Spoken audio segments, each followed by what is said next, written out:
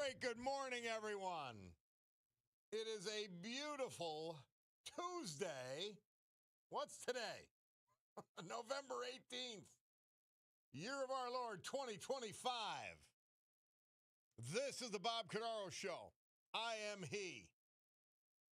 It's 9:08 and change on my Picardo Jewelers watch. Broadcasting from the United States of America. I can prove that because I'm an American. It's the place where, thanks to our friend John Basiliga and his great company, Serenity Care, we honor veterans we've lost, but get to celebrate today thanks to John, the men who have made us and kept us free, like Attorney John Doran, Hanover Township, John Prendergrast, Madison Township, and Walter Max Bendowski, West Scranton. The United States of America, founded with a certain knowledge and understanding by our amazing, incredible, irreplaceable founding fathers, that government is not, shall not be, cannot be our parent, our guide, our direction, our salvation, not any of these things, but is nothing more than a necessary evil we require to organize and protect society. The United States of America, the country where, for the first time in human history, freedom was declared to be an unalienable right granted to each individual by God.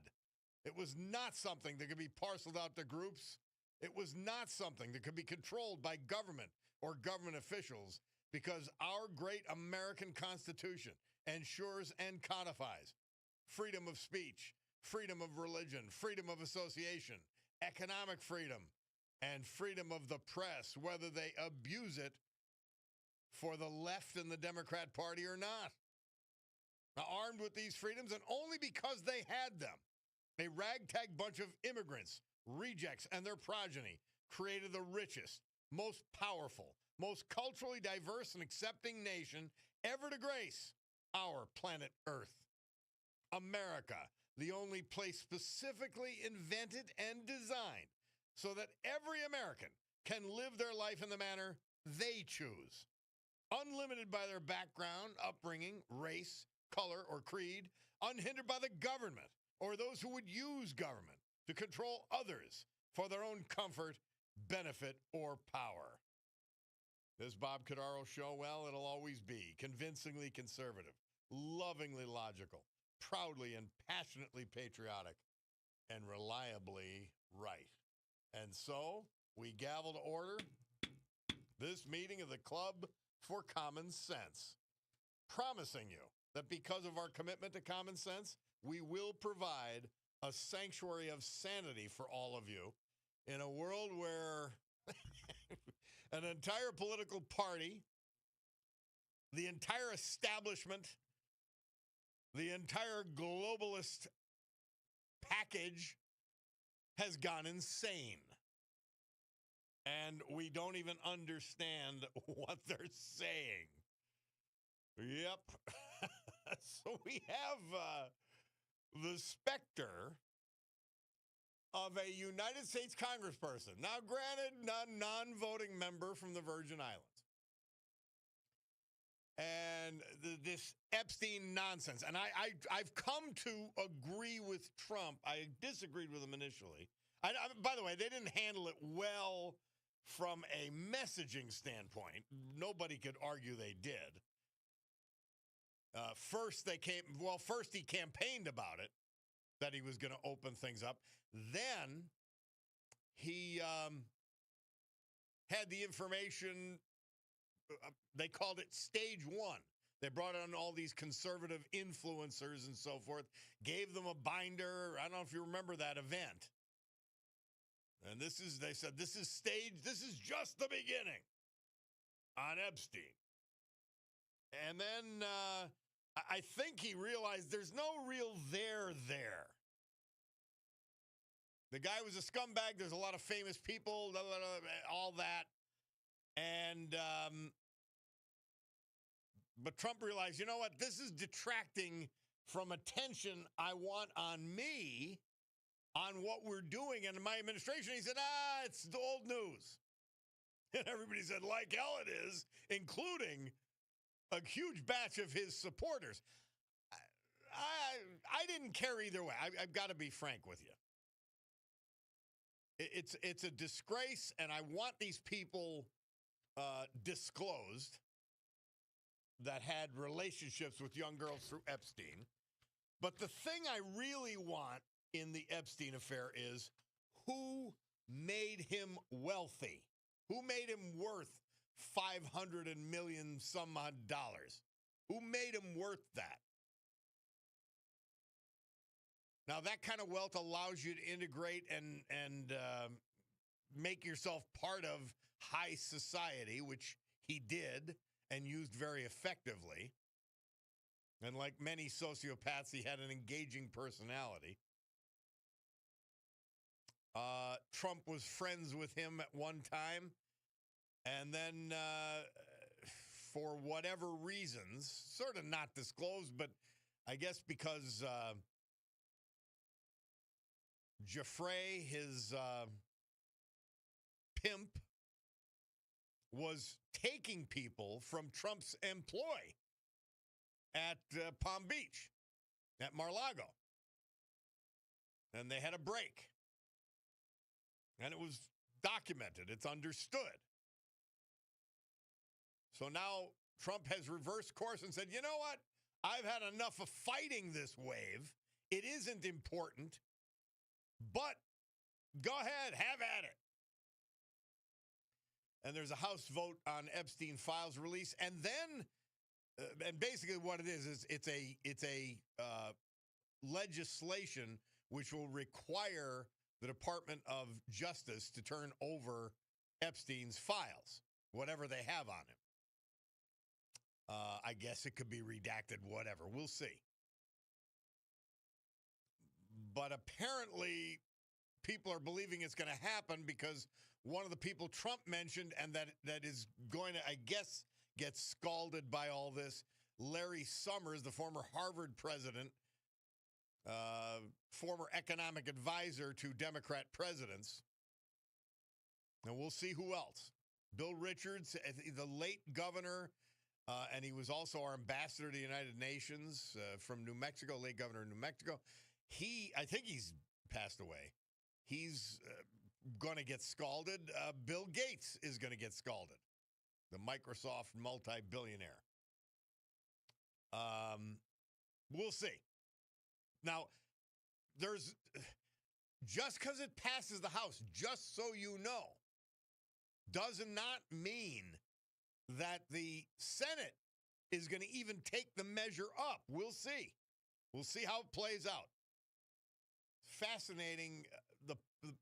I guess the political jockeying and calculation. And no, Trump did not. This is, by the way, anybody saying the opposite is an idiot.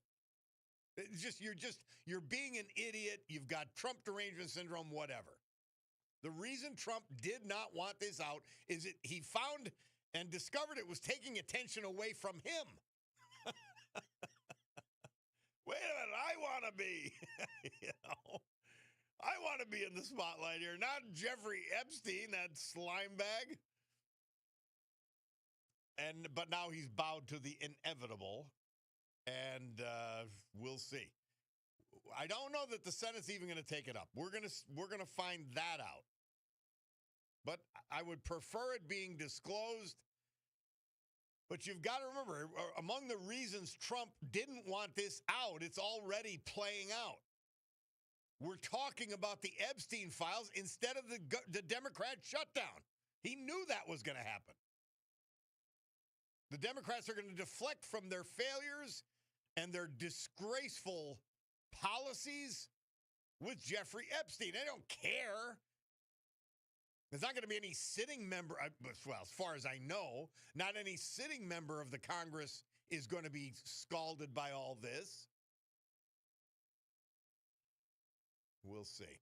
We'll see. So that's happening. I heard I'm guessing it's in one of the rags. Somebody got hired in Lackawanna County, a human resources director, and the boy king, Bill Gaughan's complaining he wasn't in the loop. I mean, man, is that rich? Yeah, someone was hired, a woman, what is her name? Jenna Strzelecki. Okay. Oh, my God. The boy king's upset that he doesn't matter anymore. And Tom Welby, who got elected to the position, was apparently part of the process and is satisfied with it. He's waiting, I don't know, certification of the results. I'm not really even sure why it's taken so long for him to be sworn in. But temporary, but full-fledged commissioner, Brenda Sacco and Chris Chermak appointed this person. Okay. Listen, here's the thing.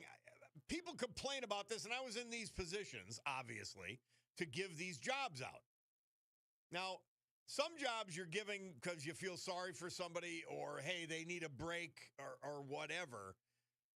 But a position like human resources, man, you want somebody good. Because that's going to increase your work. It's going to make your job harder if they're not good. So the people in charge decided they wanted this woman. So okay, Bill Gaughan, why should you be part of it? You should be boxed out of everything. You should be ignored, basically. You are, well, it was a line from Star Trek that's sort of, some of you will know, Captain Dunzel, meaning you are superfluous. You are of no value anymore. Done. Thank God, good riddance. This is the insane person who not only increased taxes 33% and ignored all opportunities to reduce that increase, but who's running around spitting and screaming with every left-wing lunatic protest against Trump. He's a goofball, period.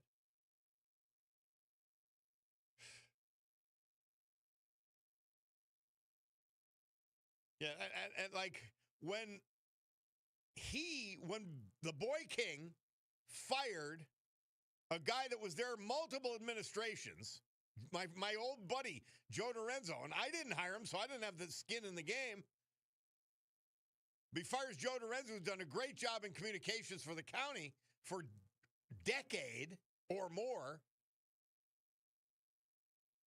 Replace him with Pat McKenna, the lunatic editorial writer from the Scranton Times, who then used Bill Gaughan as his sock puppet, told him what to say, and every left-wing lunatic talking point. They didn't check with Chris Chermak. They just did it. So for him to be complaining is so rich. And by the way, the reason things have to get done even before Tom Welby takes office, and you do it with his consent. You check with him and say, Bill or Tom, here's what we're doing. If he acquiesces, then you do it. Is because of Bill Gaughan and his unsupported illegal lawsuit against the county and the all of this that prevented us from having a commissioner so anything could happen in the first place. He cost us 7 months of inactivity. And now he's complaining about activity. Again, that's what left-wing lunatics do. That's what they do. Anyway. Ginny C says, you have a very engaging personality. Better watch yourself. You could be a sociopath. She gives me an LTS, and very funny. Thank you, Ginny. Yeah, so I again, the boy king having a meltdown because he's not the king anymore. He's got a no king's protest sign in his yard. He's spitting, screaming, carrying on about Donald Trump trying to be a king when he's running the county on his own illegally. It's you can't make up these people. You really can't make them up. Wow. All right. We've got to take a break. Bob Cordaro, WILK. Guess what? He's traversed and traveled where he's had to go, and he's available for us today. We're going to have Monday Musings on a Tuesday with John Perillo. So that and a heck of a lot more coming up. We'll take a break and be back.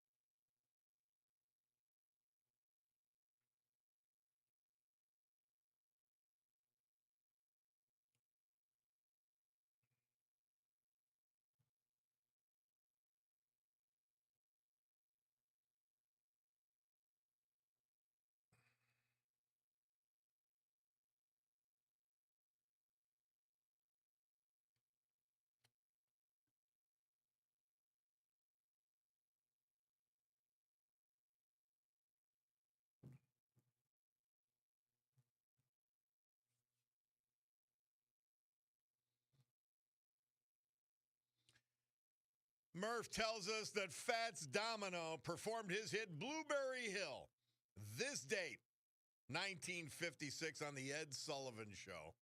I'm a Flintstones fan, and I always go to say Ed Sullystone. Anyway, Bulldog, you know what we have to play.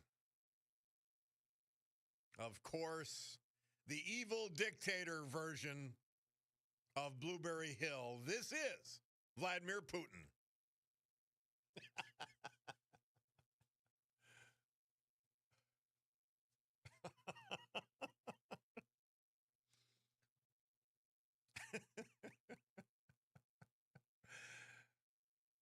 I don't know, Bulldog, did you find this? I don't know who found this. I just get a huge kick out of the evil dictator singing a Fats Domino song. I just do. All right. Well, that's for my own personal amusement. So last night, we celebrated my mother's birthday, which was Sunday. She's 85. And we went to Sibio's, which was just, as always, fabulous. Well, now, it's one of the few fine dining establishments that's open on a Monday night. So the place was jammed. It was great. I mean, it was fun. A lot of good people there. A lot of fun people we get a chance to talk to and, you know, slap backs and all that kind of thing. But yeah, great. The Sibio's did a great job, as always. My old classmate David was in charge doing all kinds of things, very large and in charge. And he kept coming up to me, and he's insisting. He goes, "Where's the Picardo's watch?" Well, I always wear it, so I said, "Here it is." He goes, he wanted to know what the Picardo's time was. I was able to tell him very accurately each time he asked. But a good night had and a nice birthday celebration. We've been able to, for some reason, we've done it, my mother's birthdays at Sibio's for a number of years since I got out of prison, because you know how the Facebook thing flashes back, and there was a picture of us at Sibio's in 2020, which was cool, you know, the Facebook thing, and it says, you know, share a memory or whatever they tell you to do. And I just noticed that. So, yeah, we've been going there for a long time. And really worth it. We saw a lot of great friends, and then we saw our Father Capelloni, the St. Anthony's, St. Mary's. Well, it's all of Dunmore, one Catholic church now. We're down to one. And, you know, before that, and I felt terrible about this, my old friend Tommy Wojtek, we're going to have a future day where we honor him because he's a veteran. But Tommy Wojtek, who owned Wojtek's Garage, Tom's Garage, and always, you know, just always really liked and looked up to him as a younger guy and became friends with him over time and all that. And it was friends with his father. He passed away, and he had a wake. And you know how, remember the old days, 2 and 3 days? The wakes would be, well, for a guy like Tommy Wojtek, who had so many friends, so much family, you know, that would have been appropriate. So I tried to go to the wake before my mother's birthday party. Well, it was an hour and a half minimum to get in and to, you know, to see the family. So I had to, Nibs let me sign the book up at Carlucci Golden DeSantis. So I signed the book, but I couldn't go. I said, I can't miss my mother's 85th, and you're not done. It was done at 8, and that I couldn't go. So I'm sorry about that, but really, really like Tommy Wojtek, and we're going to have a veterans tribute to him down the road. We have to take a break. Bob Cordaro, WILK, because we do have to do a veterans tribute. We're going to hear from our sponsors. I'll do the Veterans Tribute. We'll have the weather. And then you at 570-883-0098.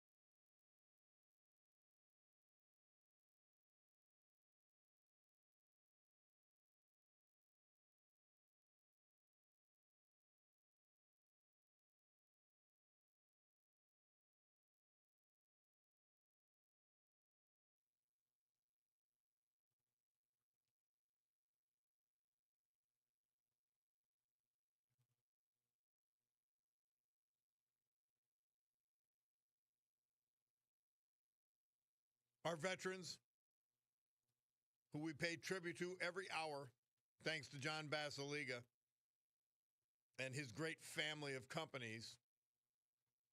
Today, featuring Serenity Care,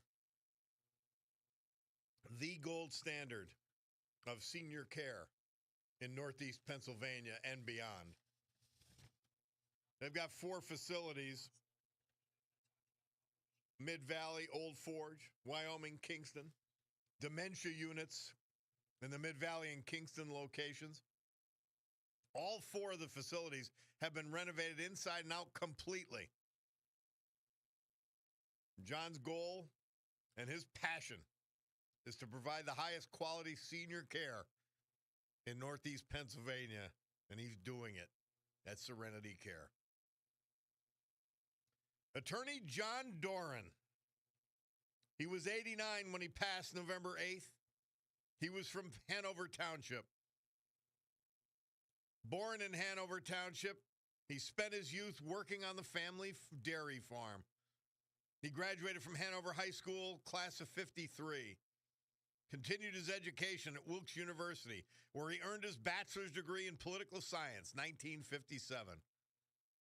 He then enrolled in Villanova University School of Law, where he earned his JD in 1960.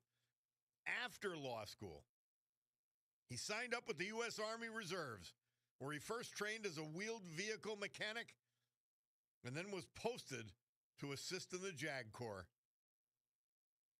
Attorney Doran began his legal career in Wilkes-Barre with his uncle, the late attorney Robert Doran. He worked for a couple of firms, and then he formed Doran & Doran PC and practiced with his daughter Lisa until his retirement.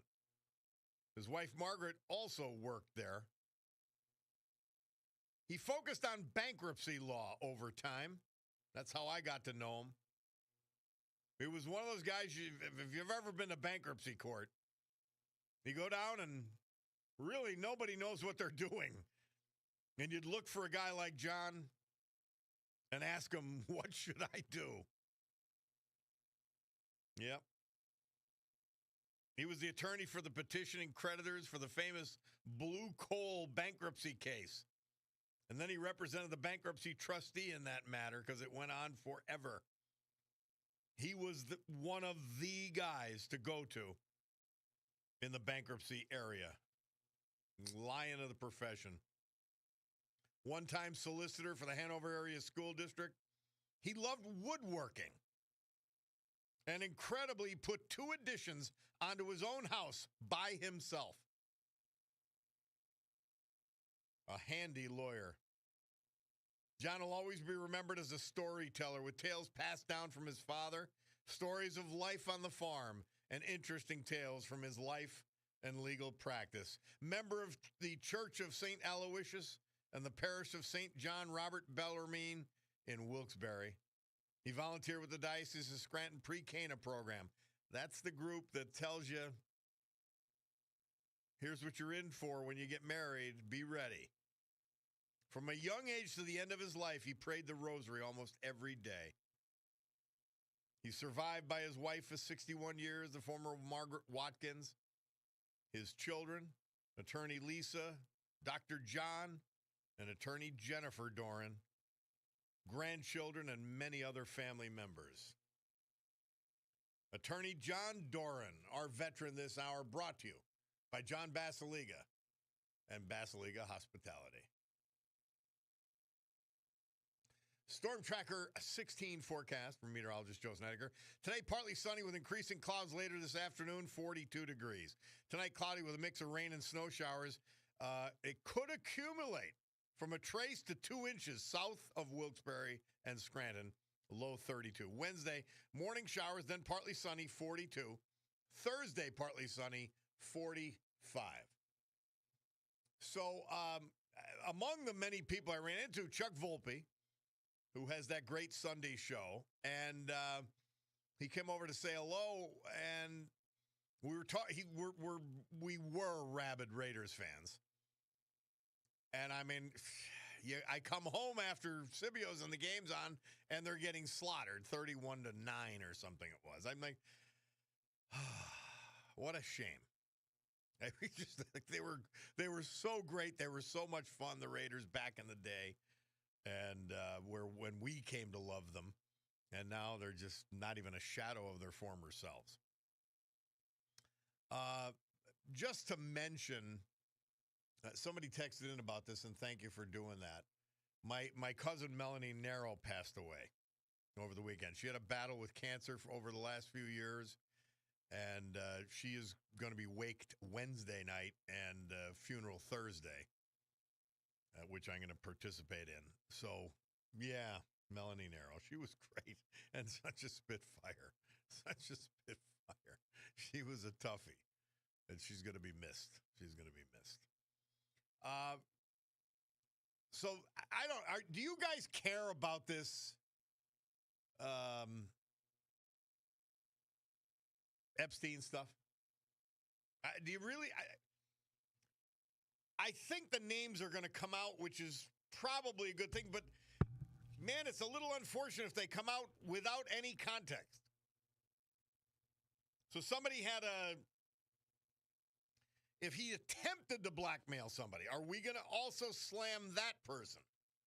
So all I'll say is this. Be cautious as this proceeds. You saw what the media did. They literally edited emails to make Trump look bad. So now are they going to protect their sacred cows if they're part of the Epstein files? Are they going to misinterpret intentionally? We're going to see. I don't know. In any event, my friend Tony T texted in. He said nobody's reporting they found 120 kids in Florida that were being trafficked. How about that? Fox 35 down there doing the report. The U.S. Marshals rescued 122 missing Florida kids. Now think of this. Think of the disgusting, sickening Biden administration with that clown scumbag on top. They let 300,000 unaccompanied kids into this country. They set up a hotline. They had no idea where these kids were going, who they were going to, who was sponsoring them. And nobody talks about this. We're all upset about criminal illegals being thrown out of the damn country, and they should be. We're all upset. Guys missing their hearings. Oh, my God. The world is ending. This should never happen. But you'll notice none of the same people complaining about the 300,000 kids.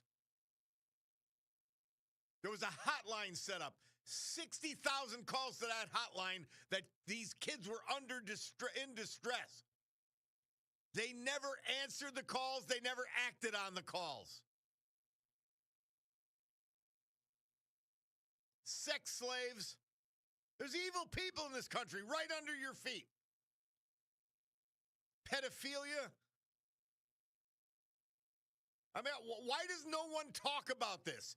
Child labor, and in some cases, the kids are subjected to both. But nobody cared. None of the same people whining and screaming. Boy King Billy going, they're not going to do that in my county. They're not going to deport people from my county. Yeah, how about that, Boy King and the rest of you? What about the kids?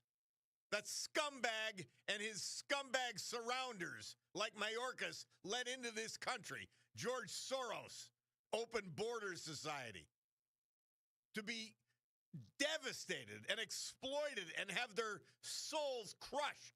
Did anybody care about them? Did anybody scream about them? So shut your pie hole about an illegal who broke the law to get in here and then broke the law after that. Save us your fake pity. Save us your fake outrage. There's the people that your president, who Boy King Billy Gone and Mayor Many Names named a street and a highway after, an expressway, and they don't care that these kids' lives are destroyed because of intentional policies by the Biden administration and the Democrat Party. Spare me. We'll be back.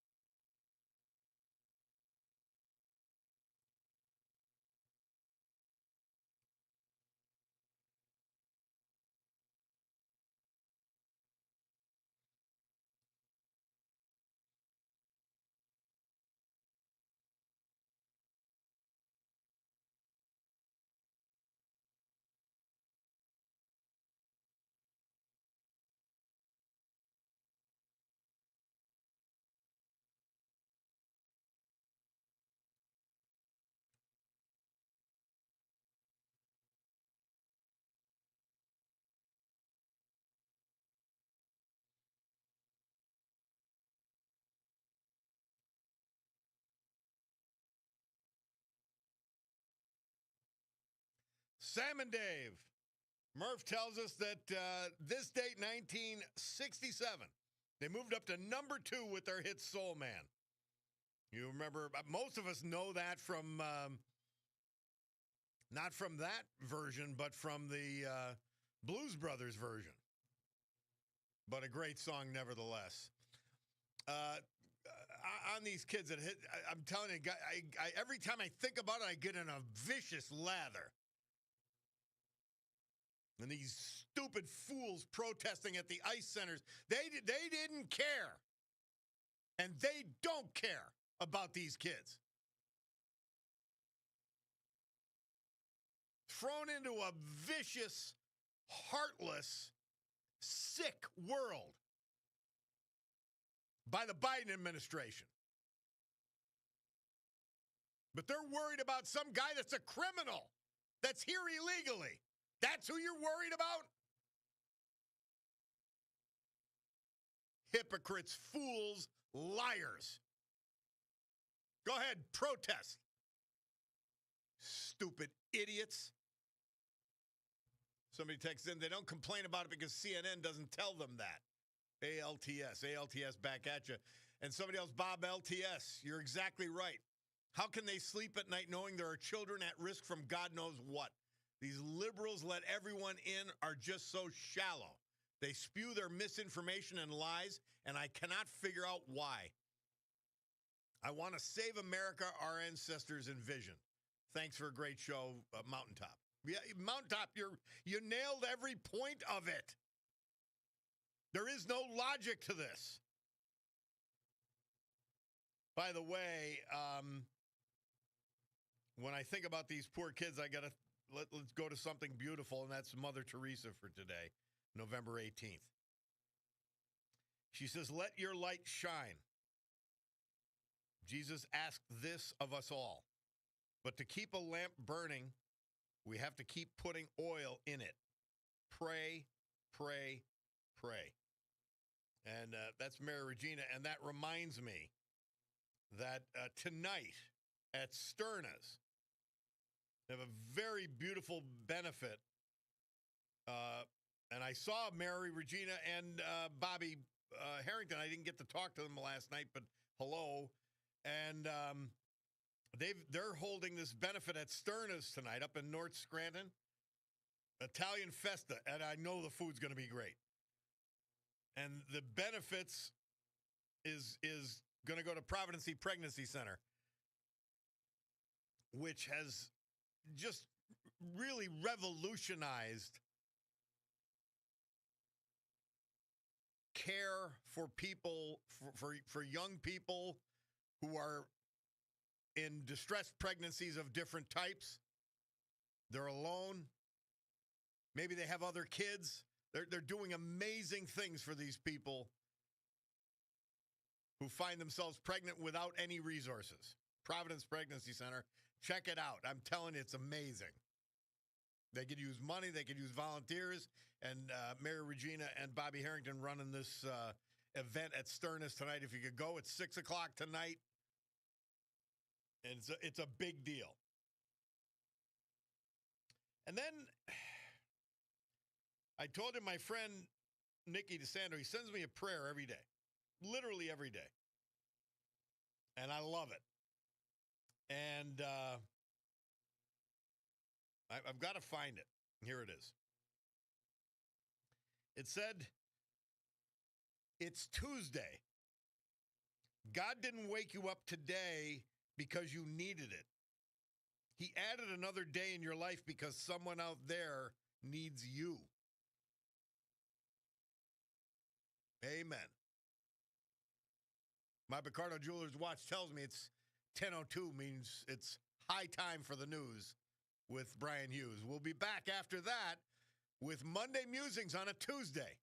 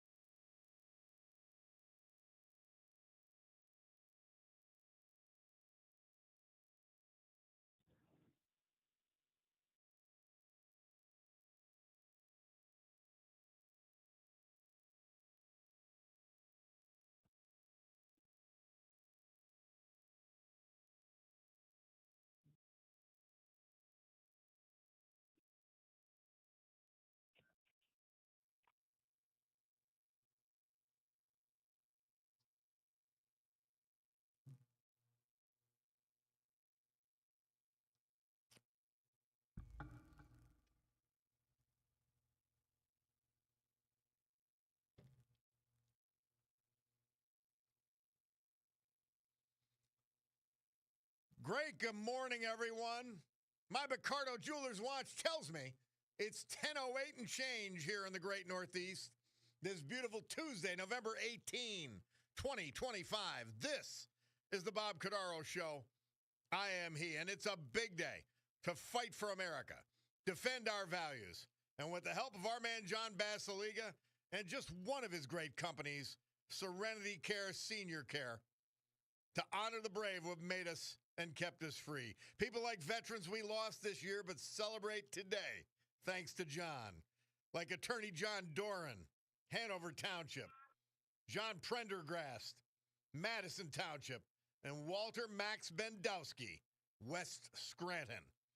So with history, our great founding fathers, and the incomparable Constitution of the United States of America as our guides, let us continue today's battle, gaveling back to order with an actual gavel and sound board provided by the Slabjacker. This meeting, the Club for Common Sense, promising you that our commitment to common sense will provide a sanctuary of sanity for you in a world where so many, including the entire Democrat Party, has gone insane. Well, except for Fetterman at the moment. So we're back. We've been talking about this AI thing and these data centers. And we literally have dozens proposed for Northeast Pennsylvania. And I want to know the value. I want to know what it does for us. There's not a lot of jobs associated with it. And there are huge water and electricity demands that come from it.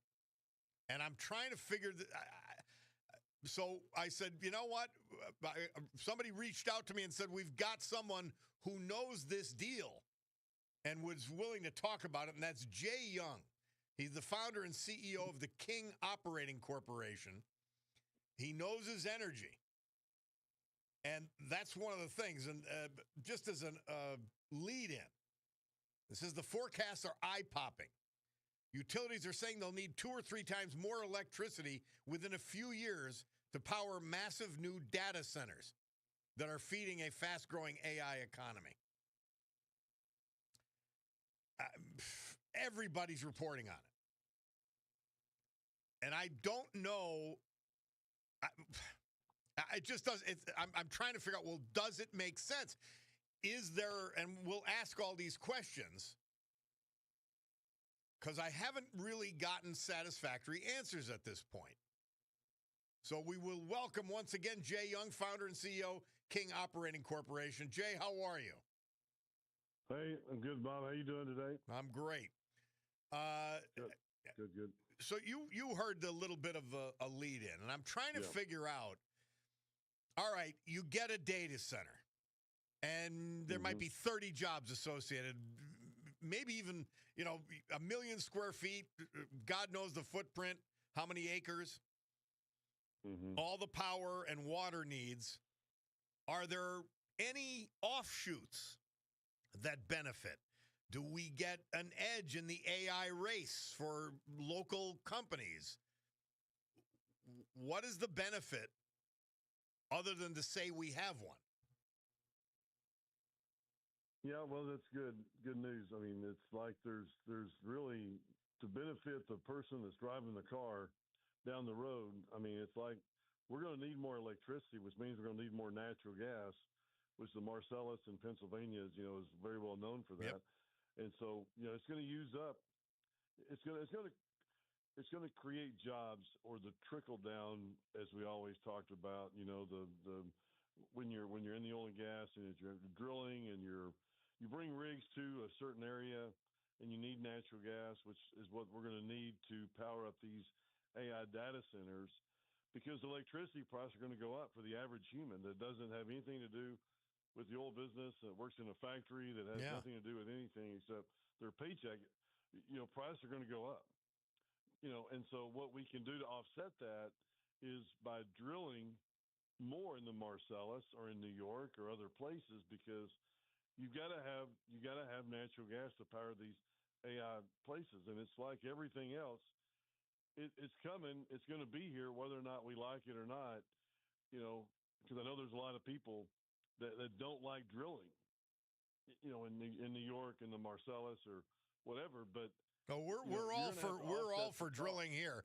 And in fact, Jay, to update you, not only was northeastern Pennsylvania the anthracite capital of the world, anthracite coal capital of the world, we have not only the Marcellus shale, and this is unique to northeast Pennsylvania. Mm-hmm. We not only have the Marcellus shale, we have the Utica shale underneath that here in northeast PA. And not many areas of the world could brag about that.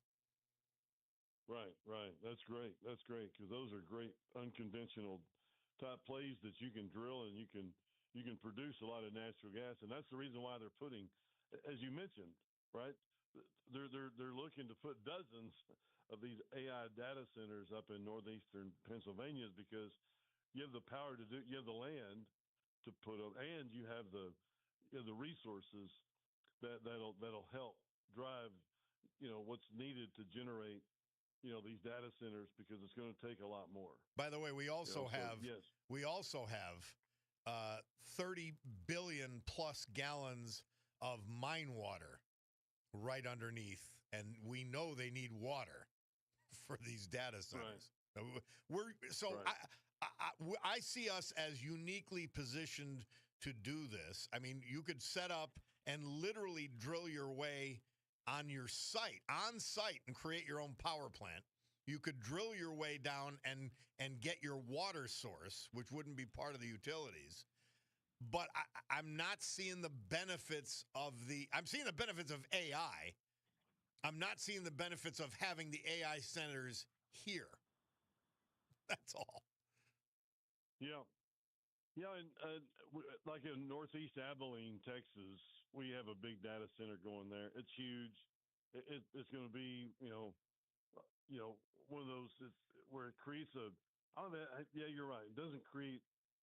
You have 1 million square feet. You'd think you'd generate, hundreds of jobs. It doesn't create that many, but it does create some jobs, and it's. I don't know what the real big benefits are. Popularity, or saying we have one, or it's like I'm looking for state of the art. I like development, but see, one of the things we have in northeast Pennsylvania, with those unique resources as a given, for that would benefit AI and data center development. What we have are distribution centers.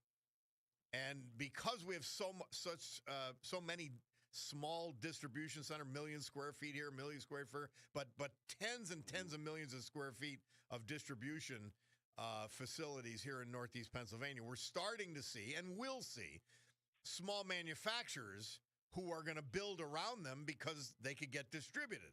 And I'm trying to figure out, well, does AI have a similar benefit? And of course, warehousing has a heck of a lot more jobs than the data centers. Could there be a similar benefit to having AI centers here, other than the bragging rights, I guess? Yeah, that's a good question, and I know you called me because you thought I may have the answer, but I don't really have the answer, because it is. Well, and I figured if Jay, there is some trickle down. If you don't have the answer, there may not be an answer. You know what I mean? Well, if you're politically, and I'm not politically correct either. You know what I'm saying? It's Good like for if you. I was politically correct, and I'd be on one side of it and go, yeah, well, it's unbelievable, Yep. but I'm not. And so I just feel like that you are going to need some more drilling up there, and it's good for us, King Operating, because it's the reason why I wrote the book, The Upside of Oil and Gas Investing, and it's the reason why I'm very strong. I love the thought of drilling for oil and gas, and I know there's been some pushback, like in New York for the Marcellus, and that needs to open up.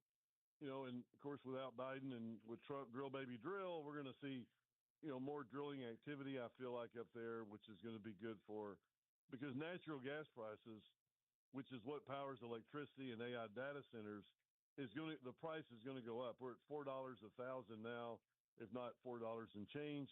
We should be at $5 pretty soon when AI data centers start, sucking up all this natural gas, which it will, and we're going to see it to where we're going to need that, which is, and two, if you bring in oil and gas and you bring in a rig or 2 rigs or 4 rigs, if you will, and start drilling up there, the trickle down, you're spending $1 billion a year in drilling for oil and gas, and $1 billion a year is great for any economy. You're going to create jobs. You're going to create a lot of revenue, and it's not only for a drilling rig and for people that are on the rig or like the show Landman. It's going to be good for the economy. It's going to be good for the donut shop. It's going to be good for the dry cleaners, the hotels, the restaurants. It's good for everybody. So, well, when you do see the need, you will get some good results. So I guess that's an answer to your question. Yeah. It's good for the economy. Well, Jay Young, I mean, the thing that I see, the benefits of further tapping the Marcellus Shale here in northeast Pennsylvania, and then going further into the Utica Shale, is that the energy is going to be sold somewhere. I just don't know if AI is the place I want to sell it. I mean, in terms of using up local resources. Hey, we'll ship it across the country. The drilling is a given in my view. We've got to do it. And it's important we do it, especially with New York State being so idiotic and politically correct, as you say, in preventing. They're preventing distribution of natural gas. Never mind exploration and bring it out of the ground. They're just crazy up there. But you see it as in other words, we can handle these data centers wherever they happen to be located. Yeah. And they're needed. Yes. And I mean, I know that they're spending $500 billion right now on these data centers and all the AI technology, and it's coming. I mean, is it a good deal? I don't know. I mean, I don't know if it's. I know that AI is great. Do you have to spend that much money on all these things? I don't know about that, but I do know they're coming, and they got really deep pockets. They're going to spend the money. They need to generate them, and we're going to need electricity, which means we're going to need natural gas, which means that we're going to need to go drilling, and drilling is good for any. I'm a 4th generation oil and gas guy. I love the oil and gas business. We create funds for our investors, but it's like, I love that business, and I'm glad that natural gas prices are going up. It's a great, commodity. Oil is good. Gas is better because it's gassier and it's not as oily, and it's easier to operate, and it's going to be good for us. And we're drilling a lot here in Texas, Pennsylvania. We'll see its increase up there as well, because you're just going to need that commodity. The demand for natural gas will continue to go up, not only for AI data centers, but for LNG that we're shipping overseas. So the demand for natural gas is going to go up, which means that we're going to need more drilling to offset that, or the price is going to skyrocket. So Jay, when I look at I like our position. We're talking with Jay Young, he's the founder and CEO of King Operating Corporation, which they drill. They drill for oil and natural gas. What I see with the AI centers, there's going to be a huge rush. There's going to be too much capitalization. We experienced this, and I think you're old enough to recall when we had the fiber optic cable craze. And all of a sudden, right here in northeast Pennsylvania, Corning rebuilt a huge former defense plant, and there was overcapacity by the time they finished it, and it never opened. And I see that happening I see that happening with data centers as well. There's just too much money chasing it, and you could get stuck with a data center that gets shut down or is obsolete, made obsolete by better technology in a fairly short period of time, and then that land is wasted. Right. Exactly. Yeah, 100%. And it's all the egos that are going in, and Google and Amazon and all these guys that have deep pockets, and NVIDIA.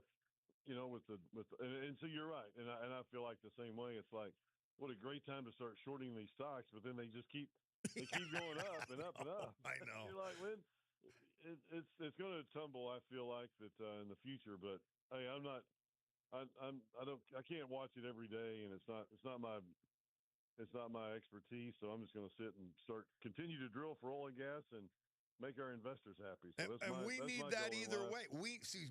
That's the the important point.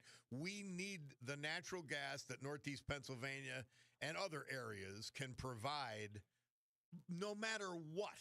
Even if we don't build the data centers here, even if we have some other use for those properties, but it's important stuff. I'll tell you what, keep drilling. We need it, and I hope that you come up here at some point. I'd love to. I've got a good friend that was up there for a long time, and he did very, very well up there. Economics are really great. I've never seen anything that I like yet, or I've never seen anybody. And it's because you need a great asset, a great project, and you need a team. But that is something that I would love, because I know that the numbers on the wells that come in up there are far and above, like the Barnett Shale here in Texas, or other natural gas, Cotton Valley. The Haynesville's close here, but it's so expensive here that Marcellus may be somewhere where I would look. Yeah, absolutely, 100%. And don't forget about the Utica underneath that. Yeah, love the people up there too, and the food is unbelievable. So man, that's another reason to get involved up there. All right.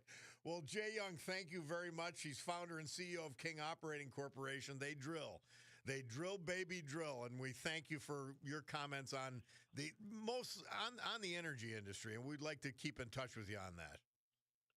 That'd be great. I'd love to. And if anybody's interested, I'd send some autographed copies of my book, The Upside of Oil and Gas Investing, to the next 10 people or so that go on our website, kingoperating.com, and I'll send you an autographed copy of my book. Bob, I need to send you one as well. You definitely have to. I'd love for you to have one. I definitely. Put it right there on your desk. You call me once a week or every couple of weeks or something, and let's stay in touch. I enjoyed our conversation. Amen. Thank you. Jay Young, founder and CEO, King Operating Corporation. We appreciate it, and I'm looking forward to getting the book. Absolutely. All right, absolutely. I'll make sure it happens. Thank you. Thank you. We'll take a break. Bob Cordaro, WILK. We'll return.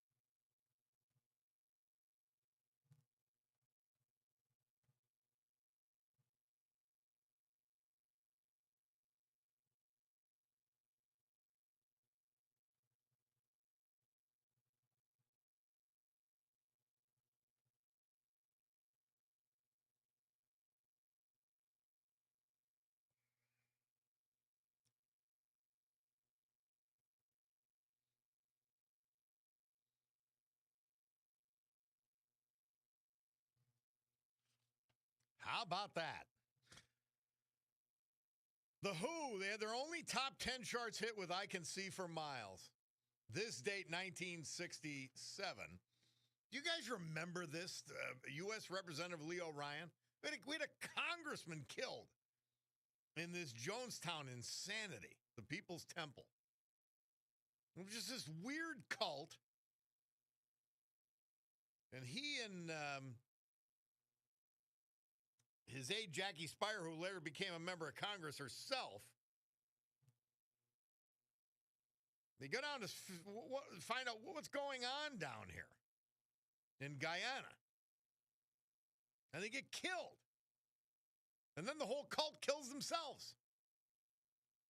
Absolutely crazy. It was wild. We've had these before, but not at that level. By the way, the one history that I want to mention and repeat upon.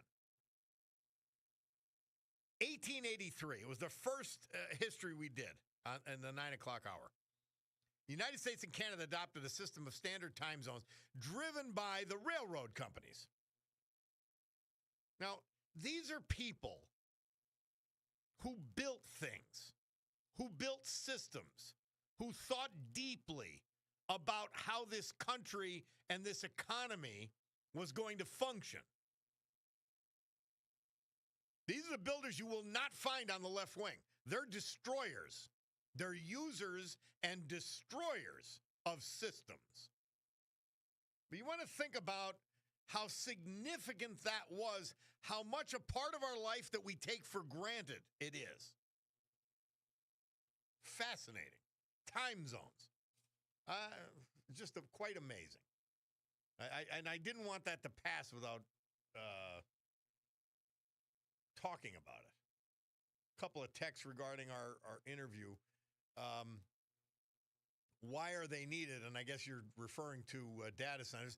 They are needed to process the data that artificial intelligence apps are going to apply and that companies are going to use. They need these huge data centers. At this point, I am told by one of our great listeners, FHL, that there is new technology already which can move beyond this incredibly energy and resource intensive process that they're doing now. And that's why I think it's going to be useless as they're building them. That's what I see. And we've had this happen many, many times before. Somebody else asking about if you use the mine water, will it risk the stability of the surface above? And the answer to that is it does not have to if you pump and dump. You pump it up, you dump it back down. Meaning, and if you're talking about the mine water. But yeah, I'm not seeing, and he's there as an advocate for energy, Mr. Young, Jay Young. But even he doesn't know the intrinsic and the actual benefits of having a data center here in Northeast Pennsylvania, other than using massive amounts of resources and maybe saying, hey, we have one.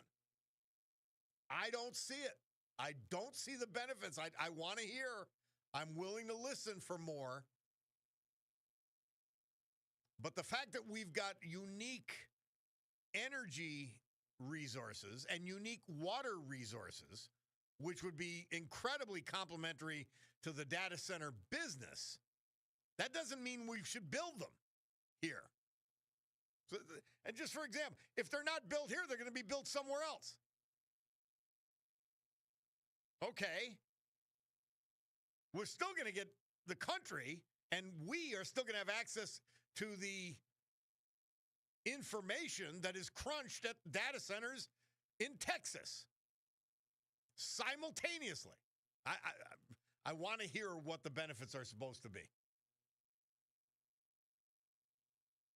Navy guy texts in about, this is what I advocate.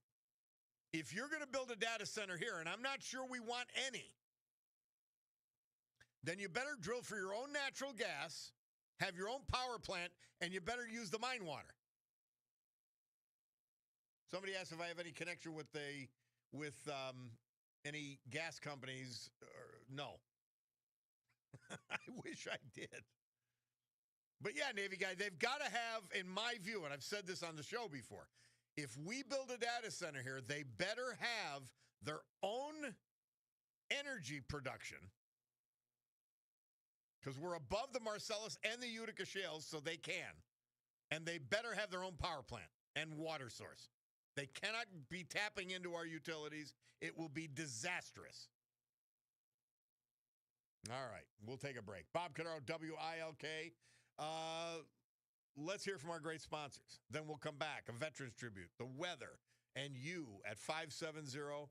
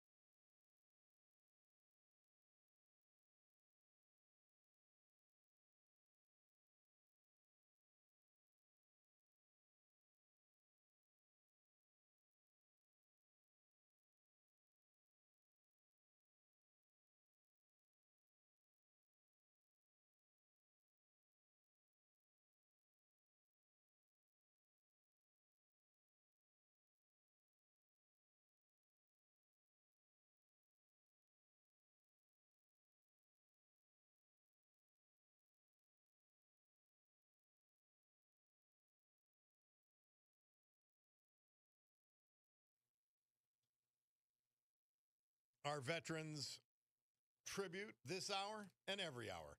This day and every day, brought to you by our friend John Basiliga. And today we feature one of his great companies, Serenity Care Personal Care Community, with 4 locations: Mid-Valley, Old Forge, Wyoming, Kingston. Personal care, dementia care services, dedicated dementia care units in Mid-Valley and Kingston locations.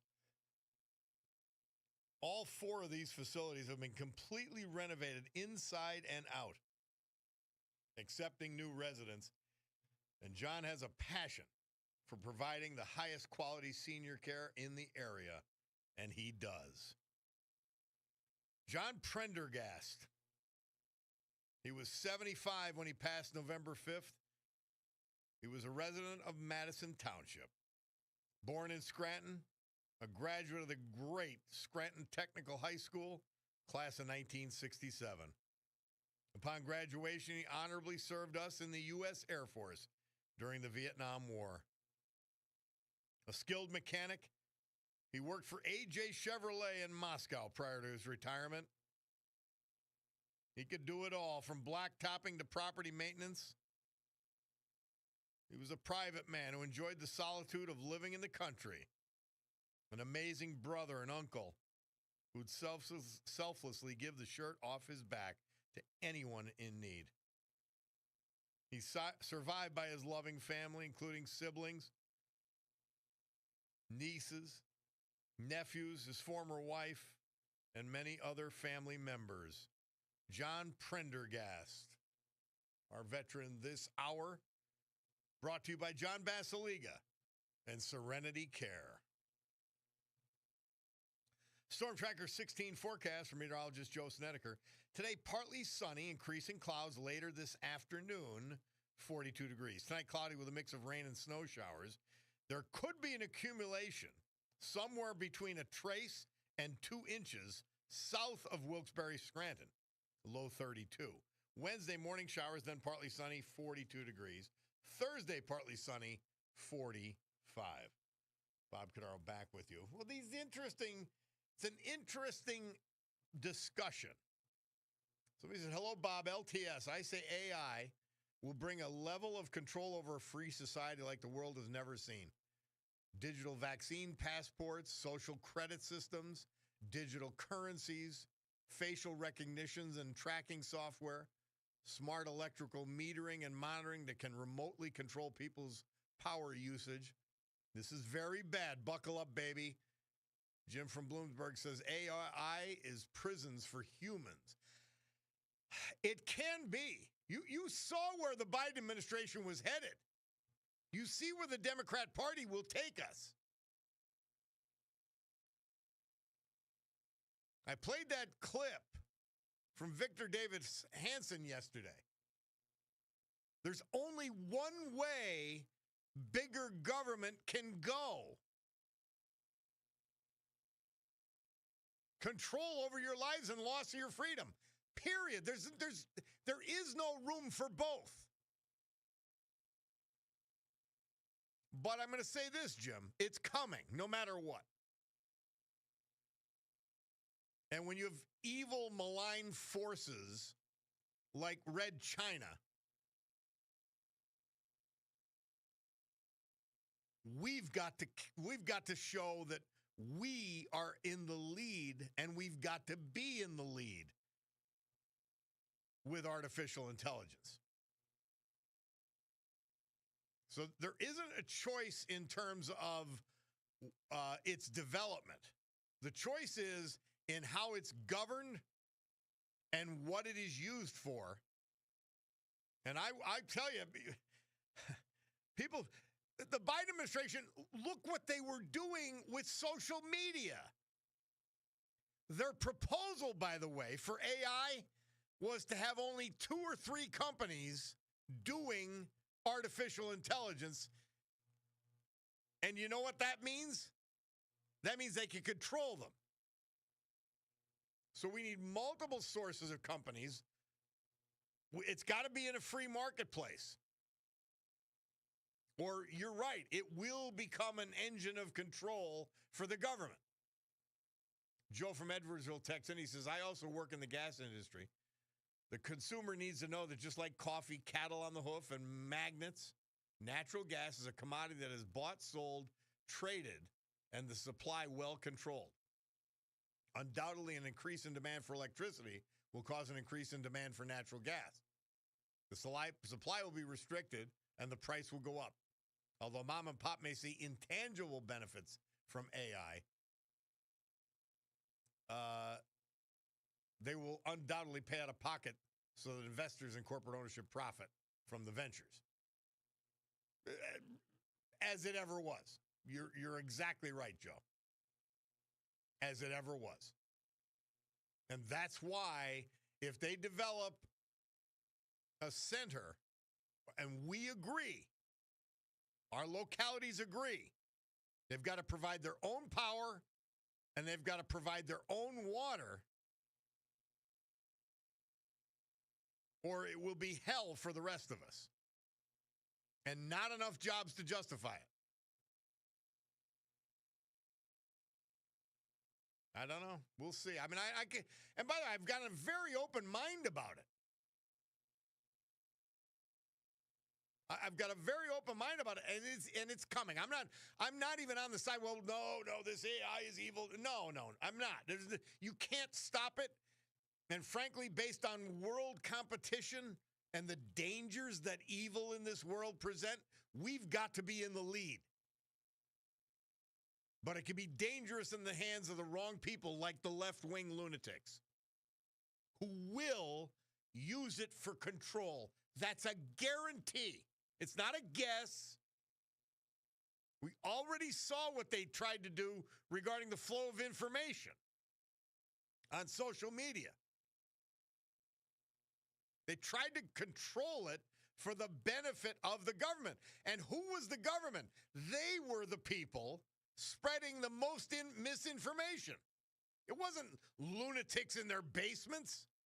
It was the government spreading the worst lies during COVID and beyond. Please remember that. Yeah, there's true dangers, but hey, it's coming. It is coming.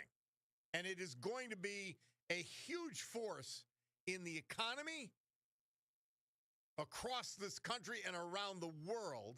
And we better be in the lead because it's also a huge factor in national defense. Huge.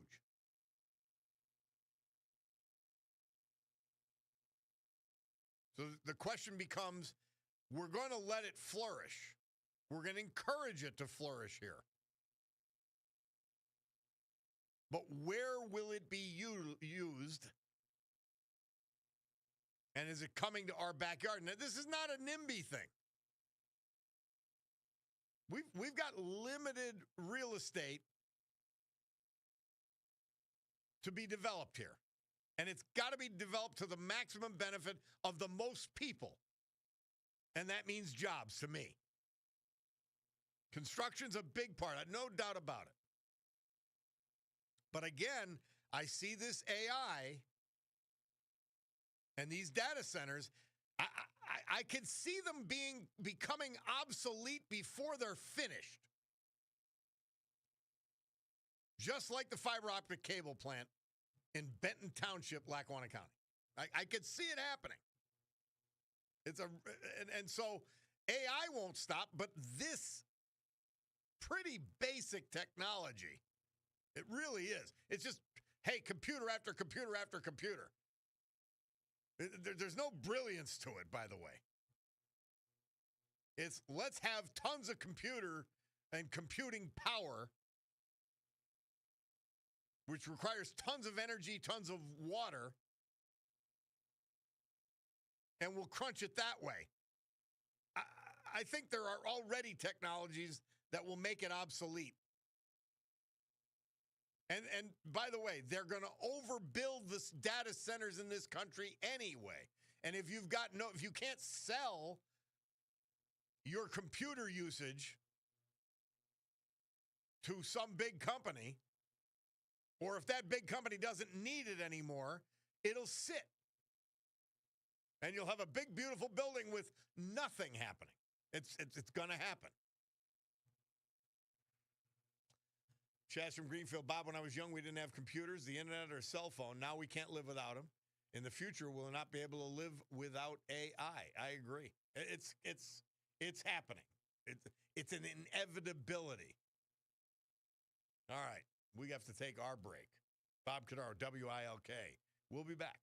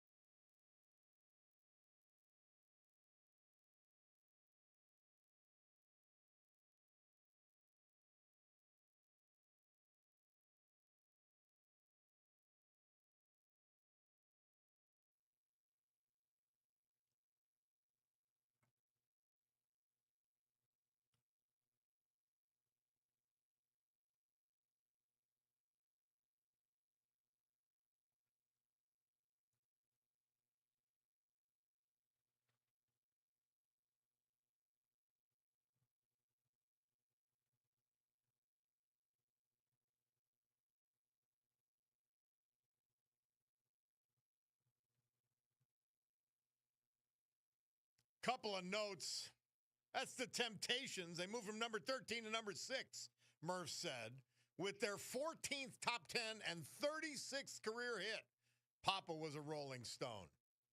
This date, 1972. Bob Cordaro back with you. Our man Mark from Hazleton wanted it. We already had Steamboat Willie, Mark, so we didn't give you credit. The Bulldog already had it. But I'm happy you told us. I'm happy it's good that you re-emphasized it. Now, also, my friend the Viking, he's up in New England. He's in greetings from Chappaquiddick, a place with way too many left-wing loonies. Mrs. Viking has 24 adults and 14 children coming to our cottage for Thanksgiving, the oldest being 6.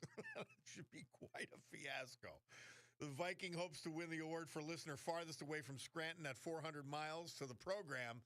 And I passed on to him. I said, unfortunately for that, we've got listeners in Texas checking in, Florida, South Carolina, Virginia, Virginia may not be farther. But Viking, you get an honorary prize. Bunch of other texts I want to get to on the AI thing. But let's get to the blower first. We got Ray from Mountaintop. Ray, how are you, man? Robert, when I hear your voice, it's wonderful. But, there's one or two things I wanted to touch base on. But before that, I have this great need to go to confession. And so do I.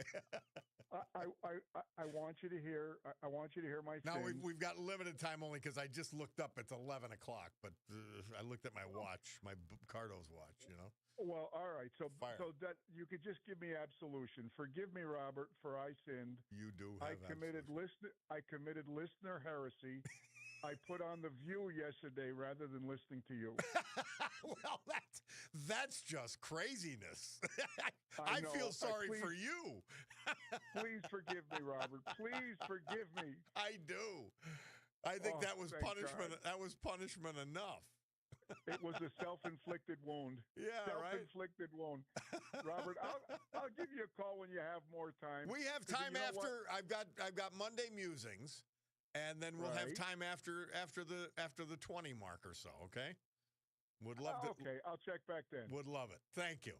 All right, Robert. All right, my friend. Thank you. Hey, my Picardo Jewelers watch, it never fails. It tells me when I'm beyond time, and that's because we're at 11:01 and change. Quick, let me get to these texts, a couple of these quickly. That's why I love this time slot. That's why I begged them for it, because I can do this. A couple of intelligent texts. Hello, I'm a retired boilermaker, 35 years active. There are wells that have been capped, meaning gas wells, that have the volume of gas required to provide data centers. The data centers will be built primarily at existing power stations. That's why Governor Shapiro nixed Reggie, LTS. We had to get out of Reggie, and that would be one of the benefits. Someone else texting, Bob, I just tuned in. A monster data center, a backyard, plus Casey's train from New York will change our area. I thought Democrats were for protecting the environment. If I wanted to live in a crazy place, I would move to a place with urban sprawl. Another, for years I wondered, we have so many scam sites, misinformation, lies, and distortions about history.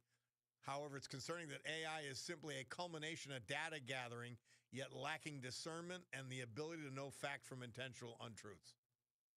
All these things true. All these things true, but it's coming no matter what. So let's figure it out. But and by the way, we need it to come because of world adversaries. If we were an island, if we could just delay it and do all that, but we can't. All right. Way over, 11:03. We'll take this break for the news. We'll be back with Monday Musings on a Tuesday with John Perillo.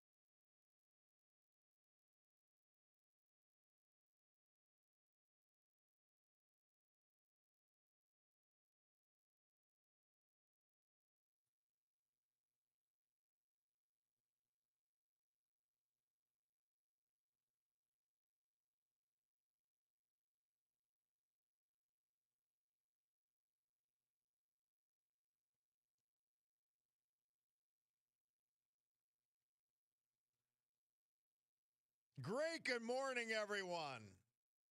My Cordaro Jewelers watch tells me it's 11:09 and change here in the great Northeast. This beautiful Tuesday, November 18, 2025. This is the Bob Cordaro Show. I am he, and it's a big day to fight for America, defend our values, and with the help of our man, John Basiliga, featuring one of his great companies, Serenity Care, Personal Care Community, to honor the brave who have made us and kept us free. People like the veterans we've lost this year, but salute today thanks to John, like John Prendergast, Madison Township, Attorney John Doran, Hanover Township, and Walter Max Bendowski, West Scranton. So with history, our great founding fathers, and the incomparable Constitution of the United States of America as our guides, let us continue today's battle. Gaveling order this meeting of the Club for Common Sense, promising you that our commitment to common sense will provide a sanctuary of sanity for all of you for the balance of this morning. Couple of things. Mary Regina sent me.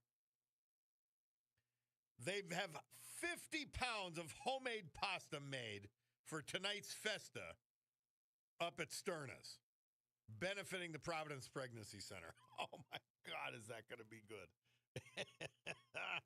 Her and Bobby Harrington doing just another good deed in the community.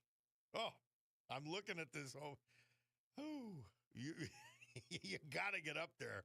You got to get to Sterna's at 6 o'clock. Homemade pasta. It's going to be something. Also, Matt Birkbeck.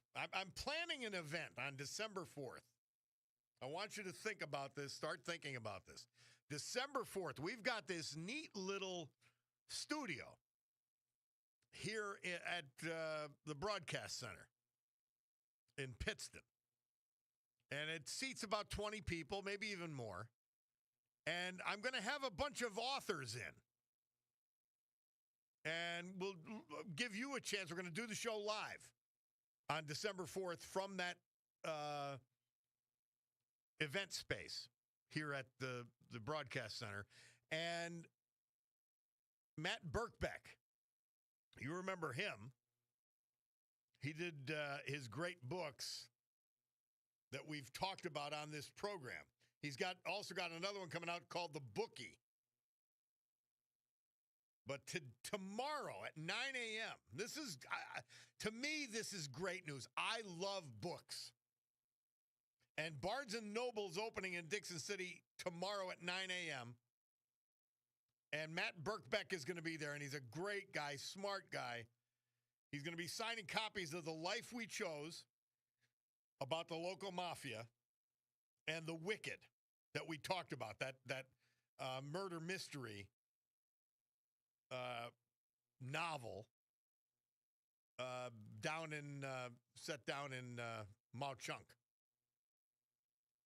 So he's going to do that, and that's tomorrow. Dixon City, Barnes & Noble, 9 a.m. Matt Birkbeck will be there. He's going to be here December 4th. God willing, he's committed to it, but, you know, things happen. But I expect him to be here. We'll have some other authors. Chris Finazzi, who we had on about that great book. I was in prison with him. Stories of a Town Driver. He'll be there, and we're going to add a couple more. And then we want you, the listeners, to come as well. Come to our studios. All right. It's Tuesday. Well, what does that mean? It means it's time for Monday Musings. And here he is, our guy, John Perillo. John, how are you, my man? I don't know how I top homemade pasta and good authors, but thanks for getting me in. Let me say this. I will guarantee you study so many divergent areas, but I will guarantee you've got a book, you've got multiple books in you. Okay. Well, I'll try to give you little snippets of it here. So But to your listeners, if you get a chance, if you've never had homemade pasta, you got to go do that. It's You like got to go to Sterna's tonight. I know it. Yeah, I know it. that's different, But I would like to return to the Supreme Court this week, and this one I'll keep very high level because apparently the bit on redistricting was a cure for insomnia. No.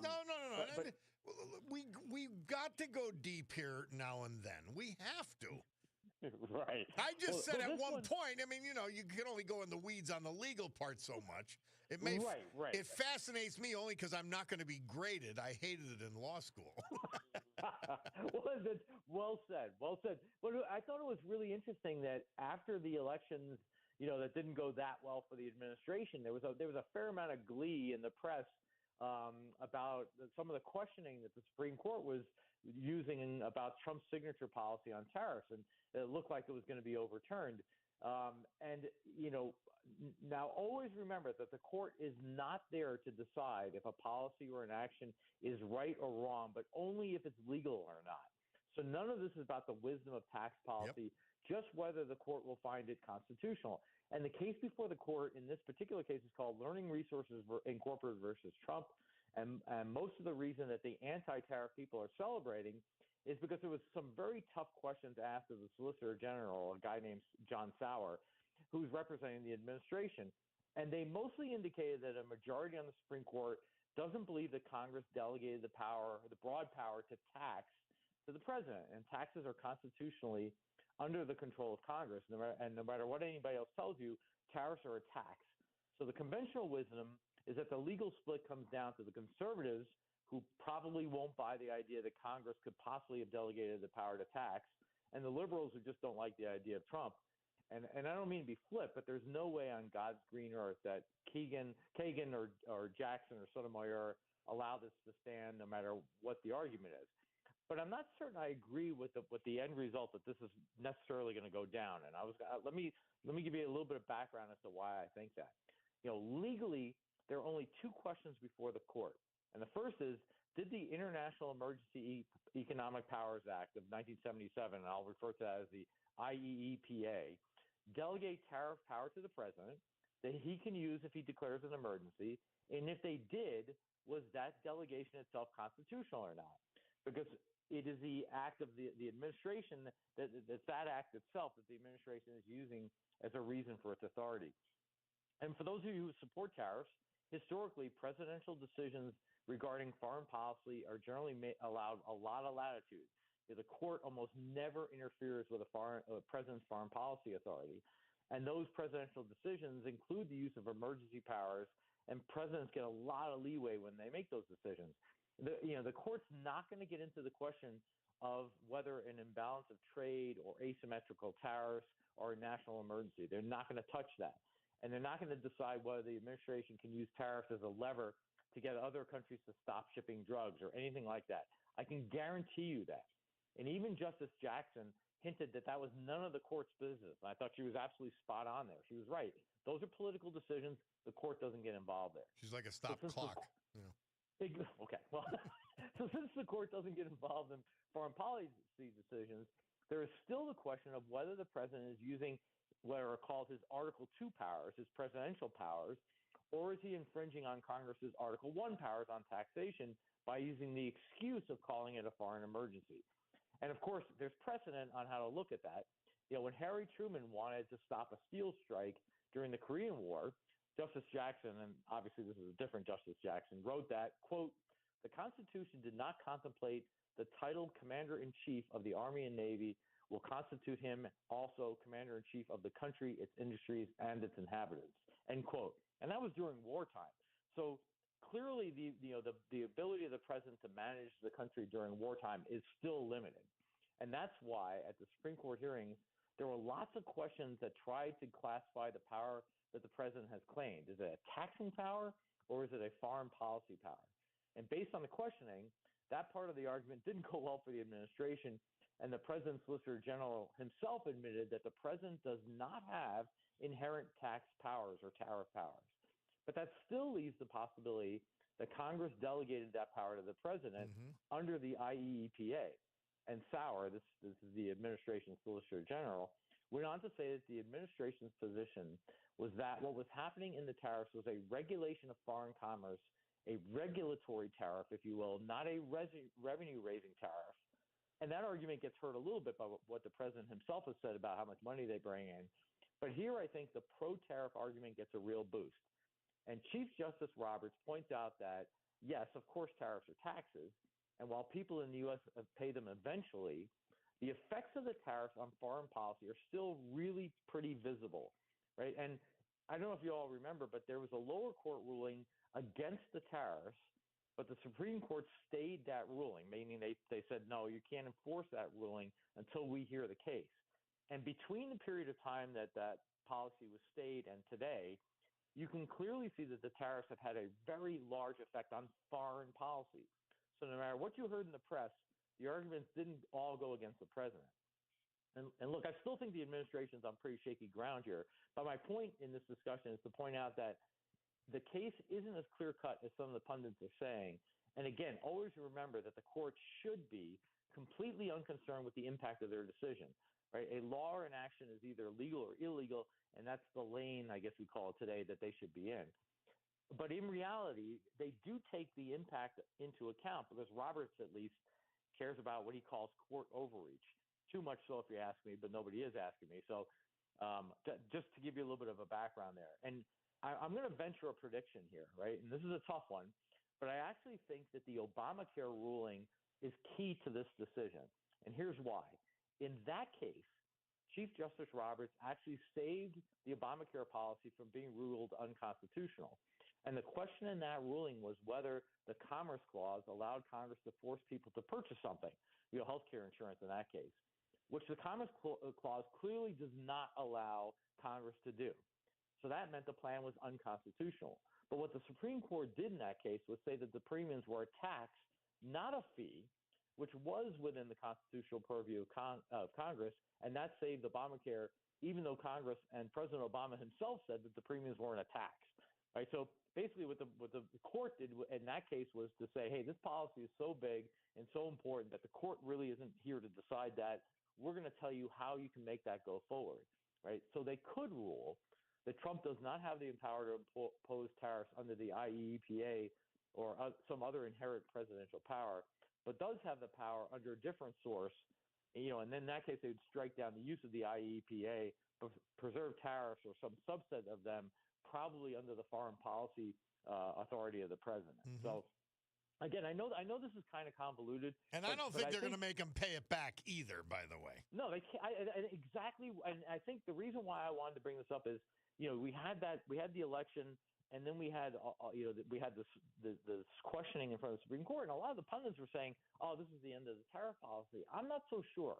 The way I heard Roberts ask that question, Roberts admits that in that period of time, the authority of the president, he used the tariffs to drive foreign policy, and that's completely within his purview. So again, whether you're a fan of the tariffs or not, and we can get into that at some later point, what we think about tariffs in general. I do think that there is a basis for the president's constitutional authority there. And you can't send an aircraft carrier offshore, to your trading partners who are screwing you. It is the only weapon, and it's been demonstrated it's the only weapon we have. And I think your word is Bob's word demonstrated is absolutely the right word. Look what happened. Right. So, again, not saying whether I agree with the policy or not, but once he said this is the policy, all of a sudden all these things change. Yep. Well, that's exactly what the president is allowed to do under his authority and under his Article 2 powers. So, again, it's going to be an interesting case. I just don't think it's as slam dunk as the pundits think it is, and hopefully we helped understand that a little bit. Well, we appreciate it, our friend, and thank you for bouncing back on a Tuesday. As by the way, Donald Trump welcoming the Saudi Crown Prince to the White House as we speak. Thank you very much, John. Always a pleasure. And make sure you send me some of that homemade pasta. I wish I could. No, it's all going to be eaten at Sterna's tonight. Hey, by the way, today Murph tells us your theme song, "We Didn't Start the Fire," was the number 4 hit, 1989, November 18. There you go. Great song. Listen to the words, folks. It's a great song. I hope you all have a great week. Thank you for spending time with me again. I appreciate it. Thank you, John. Always love when he can. He's a military guy. He can adapt and overcome. We'll take a break and be back. It's the Bob Cordaro Show.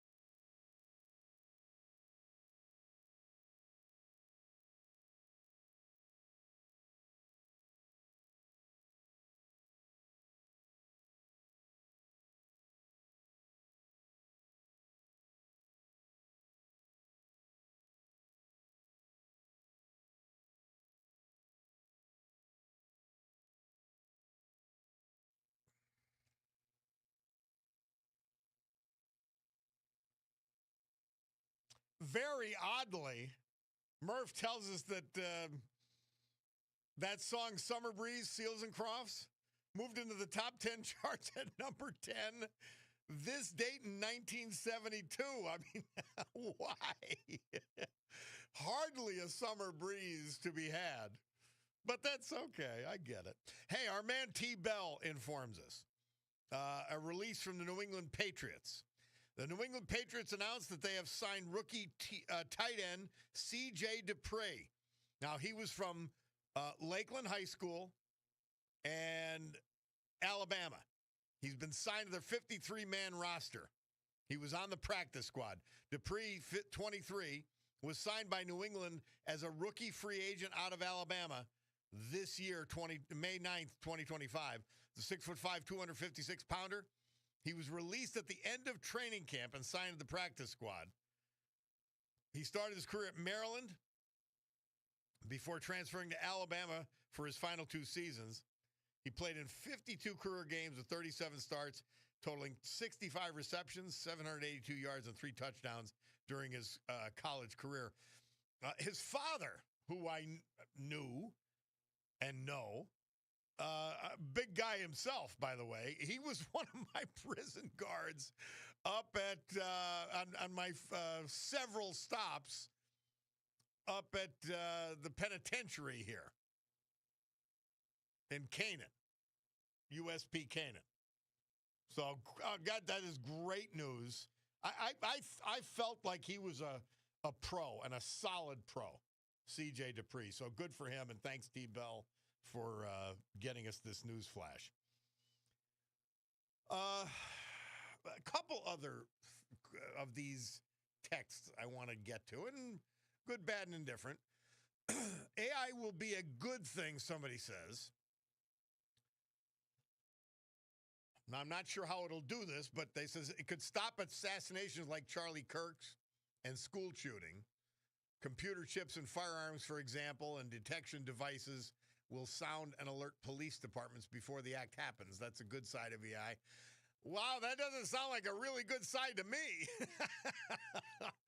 I mean, I got my Byrna, which I can have. And I don't want AI to be telling me when I could fire it. I mean, what if they say no in the middle of a robbery? You actually brought up, and that's why this is a good text, and I read it. You bring up the conundrum that is artificial intelligence, which is a separate issue from do we let them develop artificial intelligence data centers here in Northeast Pennsylvania? Separate issues. AI's coming, done, finished, happening. So that's our deal. Now we've got to make the best of it, and we've got to stay ahead. Somebody texting in, and this is not to be dismissed, that the rapture is coming too. The mark of the beast, digital tech, etc., as prophesied in the Bible, which has been proven right time and time again. We can't stop it, but we can resist for our own salvation. I think we can guide it. I don't know about resisting. And maybe you're meaning the same thing I am. Does the end of the world happen as foretold in the Bible during our lifetimes? I don't have that answer, quite obviously. God's time is not our time. What is a couple thousand years to God versus us?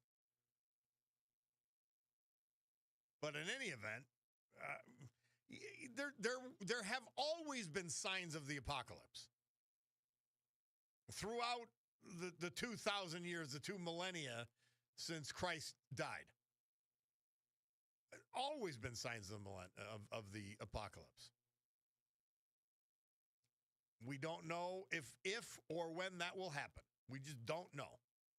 But yeah, could AI be part of it? You don't know. You don't know. And I don't know.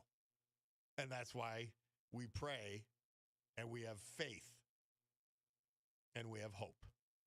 We'll take a break and be back with the Veterans Tribute.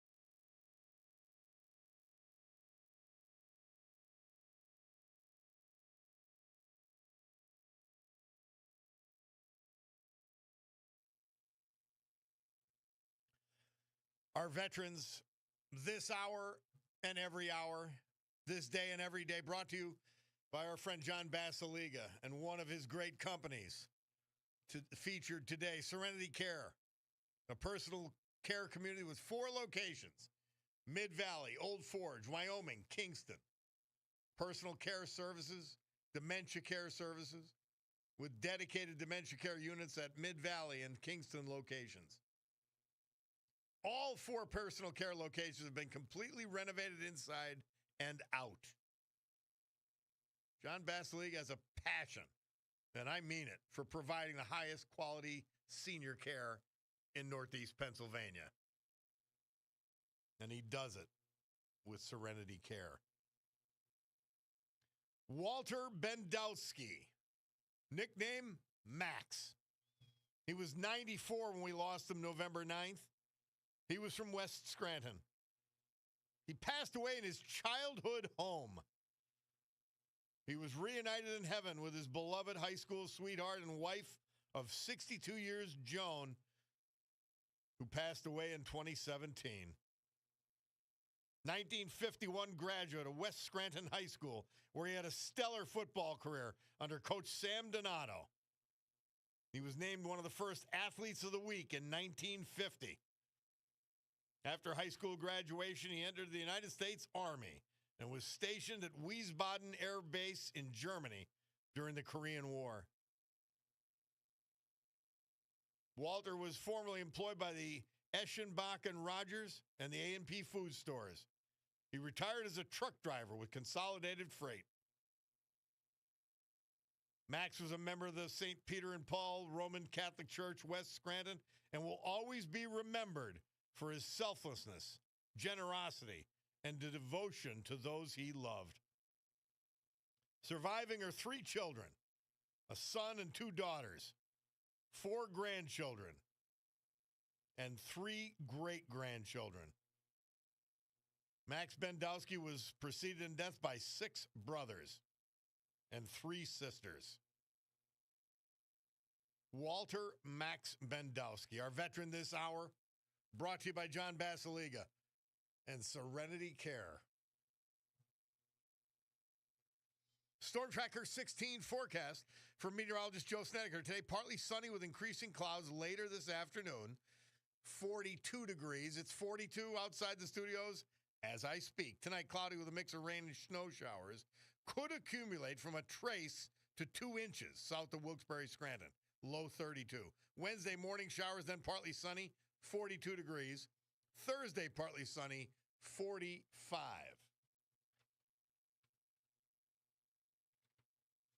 So, my man RW sent in, just on the subject we were speaking of before the Veterans Tribute. But concerning that day and hour, no one knows, not even the angels of heaven, nor the Son, but the Father only. Matthew 24:36. Yeah, good timing. Good timing, Art. Right on point. As always, as always. Somebody says data centers will record and store all data for use later. All data. Look, they're coming.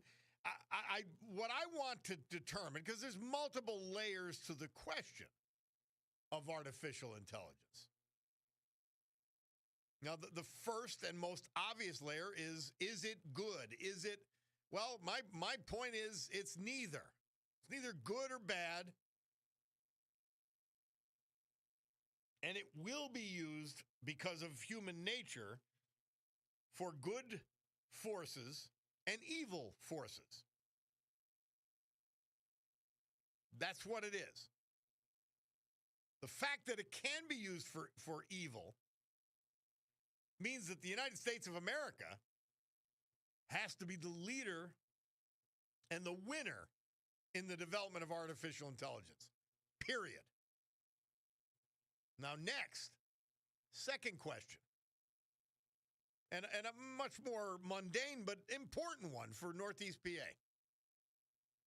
Do we take our resources, and I truly believe we are uniquely positioned for location of data centers here because we've got the mine water to cool down the operation, and we've got the natural gas underfoot to create their own power plant so it doesn't disturb everything else. We've got both of those things. But I'm not seeing the value, and I see this as one of those classic booms that turns into a bust. Everybody's building AI. They're going to invest trillions of dollars, all of that stuff. And so that's what we have to do. We've got to say, all right, we've got finite resources of land and everything else in Northeast Pennsylvania. Roads, you name it. How can they best be utilized to help the working people of Northeast Pennsylvania and the capitalists of Northeast Pennsylvania, the people to make money? And let's not even call it capitalism because that's got a negative freedom. It's economic freedom. It's economic freedom versus socialism. That's a separate issue. But right now, I think the distribution centers and that focus is incredibly positive. Right here, a block away from our studio center, you got Rob Miracle put up Center Point. It's awesome. These big distribution centers. And by the way, it's throughout Northeast PA. And they're good jobs.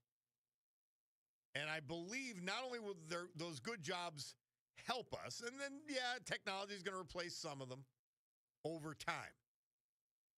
But they're good jobs. We got the construction out of the deal.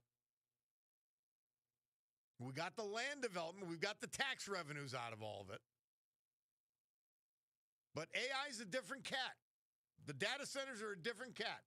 They might, I saw projections for a 1 million square foot data center. I don't know if it was one building or multiple buildings. I think it was multiple, again, because of the heat buildup with the computer operations. And there was going to be 30 permanent jobs. That's it. I really don't know. Is that how we want to utilize our resources? Now, in the case of the distribution centers, you have, and will have, this is my own prediction, you will have small manufacturers who take advantage and say, hey, we're going to go to Northeast Pennsylvania because we can distribute from here throughout the world. If Amazon says it's good enough for them, it's good enough for us. And so you've got jobs and you've got possible offshoots. I don't see any of that with data centers. I really don't. And I am not anti-development in any sense of the word. Just as our 10 o'clock guest told us, I'm all for development of our natural gas resources, and I mean all out. But the data center thing, I just don't know. I don't see the value. Someone's got to show it to me. Maybe it's there. We'll take a break. Bob Cordaro, WILK. We'll return.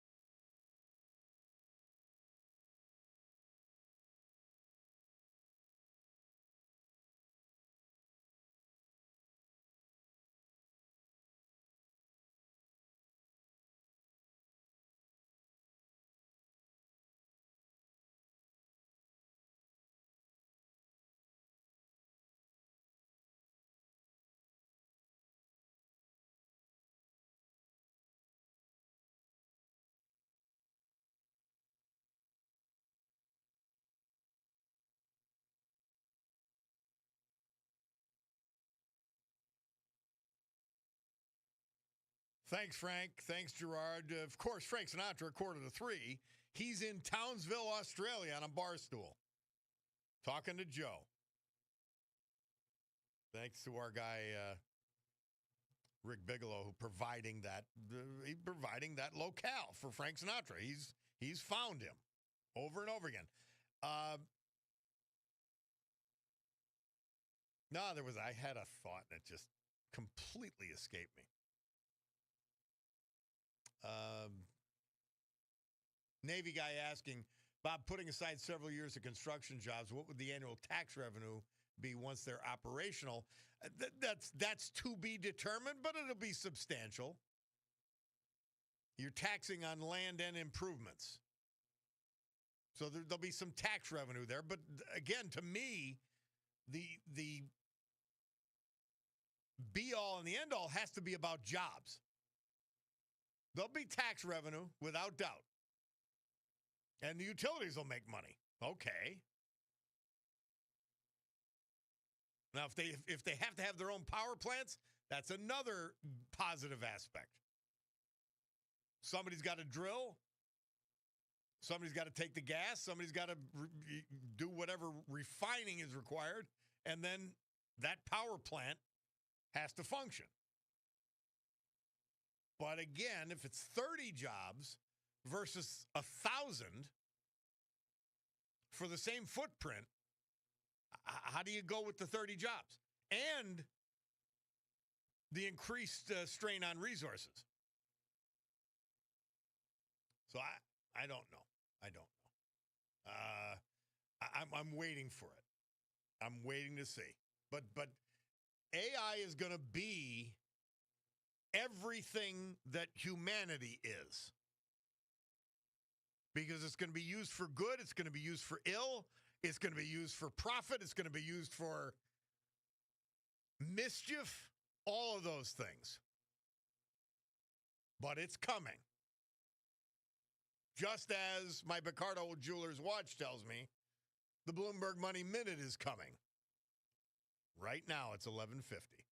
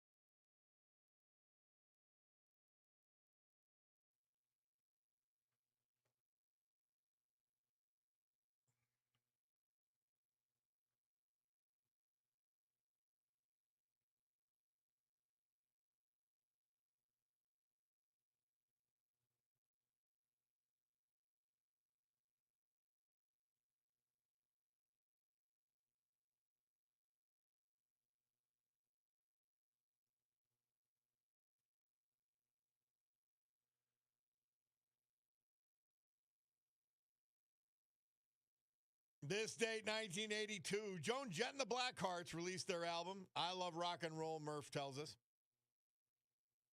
And, I didn't see, because it would have spurred me, November 18th will always have a memorable ring to it, because that was a date when I was a senior in high school, 1978. We played GAR and lost in overtime. Eastern Conference Championships. So November 18th to me is that day. That's what it reminds me of. 10 or 12,000 people. It was just an amazing event to be part of. But we lost. Hey, and I don't want anybody to disturb. I'm not pushing Christmas yet. But this is music history. And Murph, he provides the history without fear or favor. And this date, 1979, McCartney released his Christmas classic. Seems a little early, but cripes, we're only a month away. Wonderful Christmas time, and that's what we're going to finish with today. McCartney played all the instruments himself on the song, Murph tells us. Shout out to, my dear departed friend, Tommy Wojtek, and his family. He's funeral services today, and a great tribute to him and the family last night with this massive crowd at Carlucci Golden DeSantis Funeral Home in Dunmore. Well, somebody said the data centers need to incur the cost of infrastructure development for their electric needs as one motivating factor. If they were to go to the rural areas where natural gas is not available, perhaps the companies would expand to those areas. Plus, they need to create a dynamic where we produce so much gas, all customers of natural gas see a big decrease in cost. Well, one of the things that has to happen, the Trump administration has to sue the state of New York for prohibiting exploration and drilling of natural gas in New York State. One of the biggest sources on the planet, and because of idiotic environmental nonsense, they're preventing the distribution, exploration of natural gas.